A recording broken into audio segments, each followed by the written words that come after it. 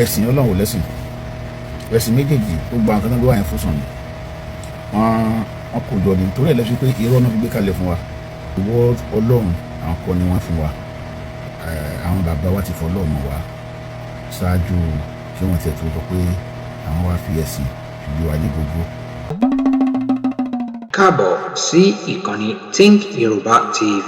ìkànnì tó ń ṣí àwọn ọmọ Yorùbá lójú. Farabalẹ̀ láti jẹ̀gbádùn àwọn ètò wa lọ́lọ́kan-ò-jọ̀kan. Ẹ like, comment, ẹ sì share àwọn ètò wa. Ẹ ṣé ẹ ṣe ń darapọ̀ mọ́ wa. ẹnìkan tó pè mí tó bá mi sọ̀rọ̀ ìbéèrè tó kàn béèrè lọ́wọ́ mú fídíò ìfẹ́ wáyé wípé ṣé mi ò gbàgbọ́ pé Ọlọ́run bẹ ni bẹ́ẹ̀ ni mo sì gbàgbọ́ pé Ọlọ́run bẹ torí àwọn bàbá wa ti fọ Ọlọ́run mọ̀ wá ṣáájú kí wọ́n tiẹ̀ tó sọ pé àwọn wá fi ẹ̀sìn ìlú wa ní gbogbo. Bẹ́ẹ̀ ni àwọn bàbá wa ti ṣe kíni wọ́n ti fi Ọlọ́run mọ̀ wá torí ẹ̀ láti ní the word Ọlọ́run àwọn kọ́ ni wọ́n fún wa èdè tiwa ni tí Ọlọ́run ò bá sí nílẹ̀ wa wọn à ní àwọn bàbá wa ò ní pè ní Ọlọ́run náà kí ni wọ́n fẹ́ fà níbẹ̀ ni pé tẹ́rí ẹ̀sìn Ọlọ́run ò lẹ́sìn, ẹ̀sìn méjèèjì gbogbo àwọn kan tó wà yẹn fún sàn ni wọ́n kò jọ ní torí ẹ̀ lẹ́sìn pé irọ́ náà fi gbé kalẹ̀ fún wa irọ́ náà fi gbé kalẹ̀ fún wa ẹ wá ka báyìí bọ́yá ìrọ̀ rẹpẹtẹ bí Jacob ṣe bá Ọlọ́run jà tó bẹ́ èèyàn jà ní báìbù náà lẹ́tì rí bí mo ṣe kí ni mo ṣe kó èèyàn pé kó àwọn 70 Israẹli àgbòkè tí wọ́n rí Ọlọ́run Israẹli tí òkúta sáfìrì ń bẹ lábẹ́ ẹsẹ̀ ẹgbọ́n ní níjọ́ yẹn gan àwọn pípín yẹn wọ́n jẹ wọ́n mu wọ́n tún jì wálé inú Exodus náà lẹ́tì rí the same book yìí náà wọ́n sọ pé bó ṣe ti sọ fún un nínú Deuteronomy pé òun fẹ́ rí Ọlọ́run tọ́lọ́run tí yóò lè rí òun wọ́n ti gbàgbé pé ó rí Ọlọ́run nínú Exodus tó fi sọ ni lọ́dọ̀ tiwa náà àìmọye bó tẹ̀ jẹ́ pé Al-Quran kan kò sọ pé ànábì Ọlọ́run ṣùgbọ́n a lot of lies tó wà ń bẹ̀ irú dúkàná anything wọ́n lóyìn láti bùyọ̀ ogun débùwọ̀ oòrùn sóòrùn yọ nínú ayé tàwa ètò ń wọ̀ a lot of irọ́ nígbà tí Al-Quran sọ pé gbogbo tẹ́ bá ti bá ọ̀sẹ̀ bọ̀ látàsìkò yìí lọ ló kẹ́ bẹ̀rẹ̀ sí ní máa pa wọ́n tẹ́ pẹ́ ti pa gbogbo ọ̀sẹ̀ bọ̀ àwọn ní ó ṣe fóònù fún yín sọlọ ní ìrọ̀kẹ́ bẹ̀rẹ̀ sí ní máa pa wọ́n ẹ̀yin náà lẹ́yìn sọ fún wa nínú ìwé yìí náà lọ́gbọ́n pé wà àbí wà náà bí ó ṣe máa darí láàmú ẹni tó wọ́n Ọlọ́run bá fi mọ ìwò lè fi mọ̀ náà kí lè tẹ̀sí wọn bá wọn ṣẹ́rí all these things function lásán ni kò exist because Ọlọ́run tó sọ fún ànábì pé ó lè fi èèyàn mọ̀ náà ó náà ló ti ní dájú pàdé àwọn ọ̀sẹ̀ bẹ́ẹ̀ máa pa wọ́n ó náà ló ti kẹ́ mọ́ bá wọn kiri ó náà ló ti ní apá kan nínú ẹ bá tẹ̀lé apá kan nínú àwọn tàbí tíra ṣáájú pé tó bá tẹ̀lé apá kan nínú wọn wọ́n sọ ọ́ aláìgbàgbọ́ Al-Quran nínú sọ pé a ti sọ gbóhùn tó mọ́ dẹ́ẹ̀tọ́ fún yín nínú lọ́dọ̀ àwọn Yahudi àti Nasara náà yóò tó fi dórí àwọn obìnrin wọn a lè fẹ́ wọn the same Al-Quran kan náà ló sọ pé ẹ gbọ́dọ̀ bá àfin gbọ́dọ̀ bá wọn sí. ẹ wá ní ẹ tó bá ẹ tí tọ́lọ́run ṣe lẹ́tọ̀ọ́ àbí tọ́lọ́run ṣe lẹ́tọ̀ọ́ fún wa tó bá tí ò ṣe lè wọ̀ fún wọn ní Ọlọ́run bá wí tell all those things my brother you fabricated lies ni Ọlọ́run ọba tí èmi àti ìjọ mọ̀ ọ́ kò rẹ́ nìkan kan pé kó pààyàn kálukú ń dominate ara wọn ni ọ̀nà tán lè gbà dominate ayé ni wọ́n ṣe gbọ́ dominate ẹ̀yìn tó bá yá àwọn kan náà táwọn náà jẹ́ kìnìún láàrin wa no fight back èyí tẹ́ fi dominate wa yẹn àwa ò fẹ́ máa wọ ẹgbà kan yín padà tó bá sì lè ọ̀nà tán lè gbà láti lè fọpọlọ àwọn èèyàn ó nìyẹn tán lè fọ ọpọlọ àwọn èèyàn sínú agolo òní wọ́n gbà yẹn wọ́n dẹ̀ ti gbàgbé wọ́n ti fi fọpọlọ àwọn èèyàn kò bẹ́ẹ̀ bó ṣe rí nìyẹn kìnìún bẹ láàrin wa ẹkùn bẹ láàrin wa ọ̀nà tán lè gbà fi fọpọlọ wa nìyẹn kò sí ti jẹ́ man of God they are all man of their pocket they are God of men let me put it in that way they are not men of God Ọlọ́run bá fúnra rẹ̀ ò ní kò lé mọ́ mẹ́rin tiẹ̀ ọ̀la ní tẹ́lẹ̀ láàrin wa àkàndá ọmọ yọjú Ọlọ́run bá ló ṣe bẹ́ẹ̀ ó ti dá ayé bóyá dá kò yẹ nìkan kan àti àbára wa nú ayé ni àti bára wa nú ayé nìyẹn tí ò sí nínú ẹnìkan ò lè mú fún ẹ ẹni tó sọ pé kó wa máa gbàdúrà ní ọ̀dọ̀ ẹ̀yìn bẹ̀rù ti máa rí kíní wá àwọn táwọn tí kò sí tálíkà ń lu tiwọn àwọn ni wọn ò sì ní í o ẹni kí wọn máa bọ̀ kó wa máa ṣàdúrà lọ́dọ̀ àwọn tó gbogbo àwọn kan wọ̀nyí ọ̀nà àti gbá ẹ láti jẹ́ pé ká máa wà lábẹ́ wọn títí ayé ni. Now lẹ́ni gbogbo research tí mo ṣe for almost 30 years mo rí pé fúti wọn ní gbogbo ẹ̀. Yeah, wọ́n tó bá ní tí mo ń sọ níbẹ̀ wọ́n náà lọ try ẹ̀ lọ sí research ẹ̀ lọ ká lọ wo àwọn ọ̀rọ̀ tó bá kẹ́ wọ́n ti parọ́ fún nígbà tá à ń dàgbà ọlọ́mọbẹ ẹnu sánmà àga àlẹ́ àlàṣẹ ọlọ́sọmọ ẹni tó tóbi tó máa ti sánmà tilẹ̀ lọ orí àga ẹ̀ ní òtò jókòó tó ti dájú ayé adáyé àtọ̀run lọ́jọ́ mẹ́fà ó sì ní lọ́jọ́ keje ó gbọ́rọ̀ gbọ̀kú lọ́jọ́ keje, all those things then wọn adáyé àtọ̀run lọ́jọ́ mẹ́fà ní Ireland ní Norway sọ́jọ́ mẹ́fà náà lọ́n fi dá wọn dábẹ̀ yẹn náà tó sì máa ń rí ọ̀sán àmì òru wọ́n máa ń rí alẹ́ for 72 days ọjọ́ mẹ́fà náà ló fi dá yẹn. There are a lot of things nínú ayé lẹ́nìí wọ́n lẹ́nu kan rìn láti wo yọrùn débò wọ̀ oòrùn lẹ́nìí èmi àti wọn láyọ̀ látọ̀ wípé oòrùn yọ nínú ayé tá a wà ayé yìí ń yípo oòrùn ni. So lot of lies bẹ́ẹ̀ làwọn àpàbá yìí ti máa ń parọ́ bí anointing àkàtì fún wọn ti máa ń ṣe kíni bó ṣe máa jí òkú dìde tí máa wẹ̀ tó ní cancer sàn tọmọ tí wọ́n ti kú tí anointing àkàtì fún wọn sì jí wọ́n ti rìn lọ tí bíríìjì ti fẹ̀. Bẹ́ẹ̀ náà sì làwọn kan lọ́dọ̀ tiwa náà ń rìn lọ nígbà tí wọ́n wa mọ́tò lọ epo tán wọ́n rọ mi sínú mọ́tò continue. Àwọn kan wà nínú aeroplane wọ́n ní òsèpò nínú àwọn gbàdúrà epo kan fò nínú aeroplane wọ́n dẹ̀ continue ayé wọn.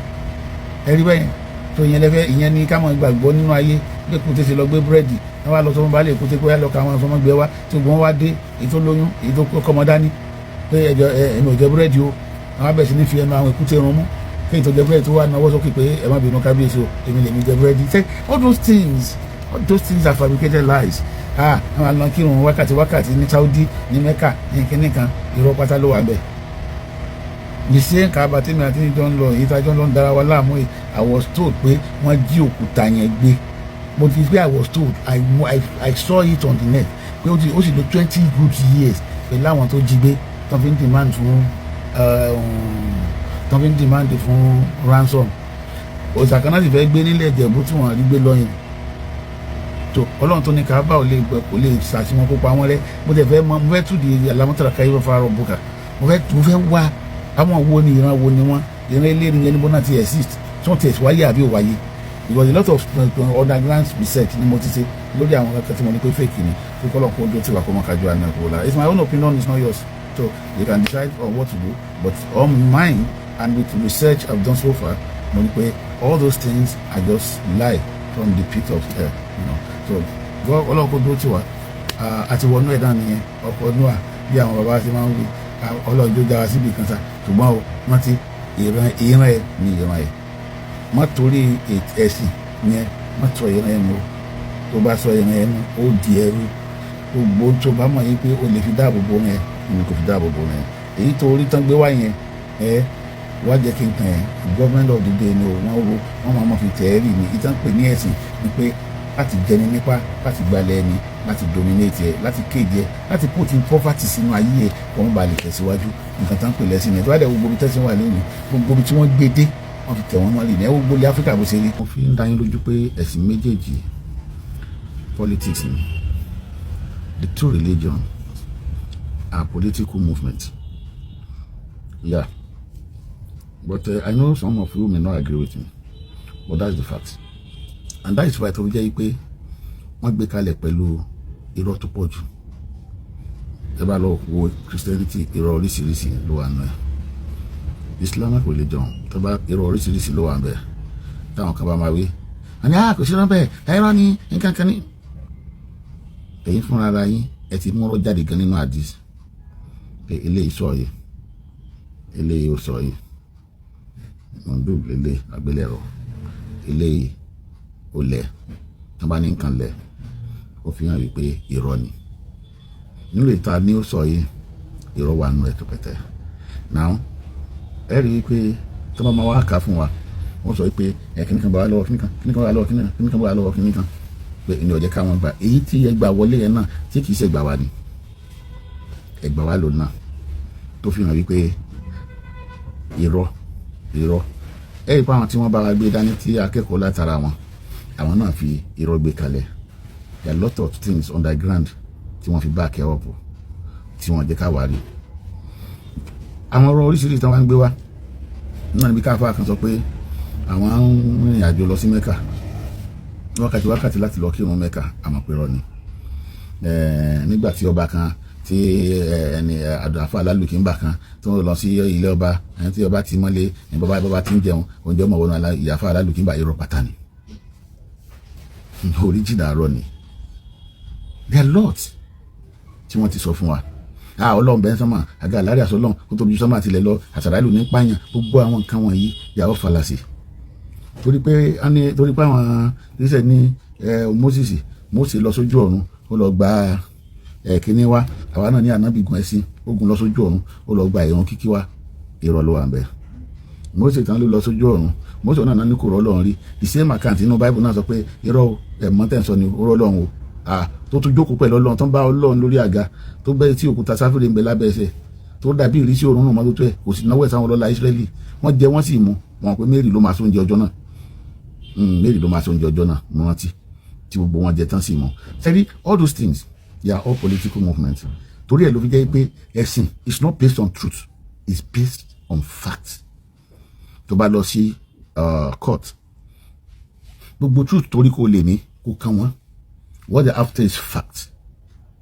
kò sí truth tó lè gbé wá fún ìran mùsùlùmí kan a ní kó mẹ́rin wa ni ẹ̀mẹ́rin wa ẹ̀rí wọn náà sì ní irọ́ dàkọ́lẹ̀ rí yẹn o ṣùgbọ́n wọ́n ní kẹ́ mẹ́rin wa wọ́n ń wo irọ́ báyìí wọ́n ní kẹ́ mú ẹ̀rí yẹn wá just like bẹ́ẹ̀ bá lọ sí court kò sí nǹkan tó kàn wọ́n kan truth tẹ́ ní lọ́ọ̀yà ò fẹ́ mọ̀ pé truth kan lẹ́ni what they after is fact and that's exactly what religion is all about. It's a political movement torí ẹ̀ ló jẹ́ pé wọ́n ń kanta ara wọn ní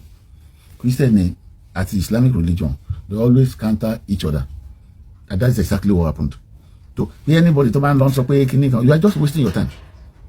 because they are brother and sister. So bá ti wà yìí ìtọ́ bá rí ní Islam tó bá wúlò fún ẹ you take it wọ́n máa use ẹ láti sẹ́ẹ̀tì ìgbésí ayé ẹ kó má bàa di apànìyàn nígboro kó má bàa dẹni tí ayé ò máa sá fún because it's a political movement wọ́n fi dára wọn lógun ni and that is the way I see it. It's my own opinion and when you take a critical look at it ẹ rí i pé wọ́n á fi já wa lógun ni wọ́n á fi ẹ̀sìn yẹn já wa lógun ni and it's getting out of hand ó ti ń pọ̀ jù so kò sí nǹkan tó rí kó lè sọ fáfá kankan láyé a ní o mẹ́rin wa ni ẹ̀rí tó ní o mú wá yẹn based on kí náà ṣe kọ́ life wọn fẹ́ mọ the truth wọn fẹ́ gbọ́ the truth kankan lẹ́nu ẹ̀ tó dẹ̀ ló jẹ́ pé tó bá ń gbà wọ́n sójú ọ̀nà wọ́n mọ̀ wáyé sínú gbó they go and bring fat in fact kan ìtí òṣojú wọn kọ́ o but because religion is based on political movement tó jẹ́ wípé fact ni wọ́n need the truth gbé ìgbà tí yẹn bá lọ sí court of law tí wọ́n bá béèrè pé owó ẹ̀ bá béèrè lọ́wọ́ pé owó ẹ̀ lẹ́sà owó ẹ̀ lẹ́sà owó ẹ̀ olúwa mi ọ̀yà bó proof wa kó mú proof wọn pé ó ní wọn àfẹ́ mọ̀ bóyá wọn bá kọ́ ni na the court doesn't want to know because kò sí nǹkan tó kàn wọ́n pẹ́ nìkan ló bá kọ́ figure tó wà nù paper yẹn àìdá wọn fi kó àbí wọ́n reduce email figure tó wà nù paper yẹn ni wọ́n wà after and that is exactly what religion is all about figure tó wà nù nǹkan tí wọ́n content tó wà nù ìwé yẹn wọn làwọn yẹn fẹ́ kẹ́ ẹ mú wá gẹ́gẹ́ bí wọ́n fẹ́ mọ̀ kí ló wà kí ni motive wọn gan nígbà tí wọ́n kọ́ ṣé lóòótọ́ gan ló jẹ́ pé ànábì ló kọ́ so they don't want to know so kọ́ lọ́n kó sànù wa kó má kájú àná ẹ̀kúrò lára wa bọ́kàn rọ àwa tí a bá jẹ́ listening àti a máa ń listening táwọn èèyàn ká sì jẹ́jẹ́ àláfíà ọlọ́kùnrin bá wa gbé. Assalamu alaikum warahmatullahi wabarakatuh.